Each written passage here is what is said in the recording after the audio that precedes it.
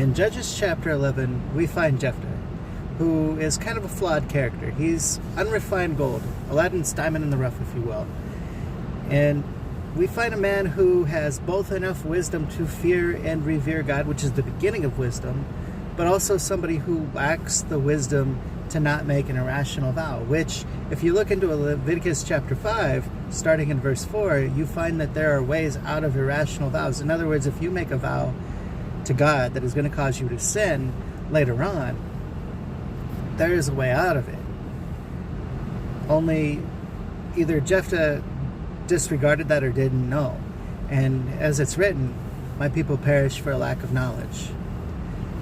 Now, Jephthah, we find, was filled with the Holy Spirit because his faith in God made him a vessel that was capable of both being purified so that there was infinitely more worth, and being filled with the Holy Spirit so that he could do the ministry and the tasks that God called him to.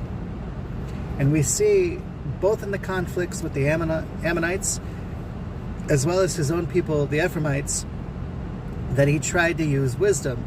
But again, unlike Gideon, who was successful in getting out of a fight with his own people, Jephthah was not. And in spite of this, in spite of his rough edges, in spite of the fact that there was a lot of flaws going on in his character, God still chose to use him because God looks for the weak to glorify himself more. As we read in 2 Corinthians, that it's in our weaknesses that God proves his strength. And this is true with Jephthah. In his weaknesses, in his foolishness, God proved his strength and brought him greater glory because he was in a position where he was willing to accept God's help. He was willing to believe that if God helped him, he would be victorious. And he was also willing to allow God to use him to gain that victory. Thank you, guys. Have a good day.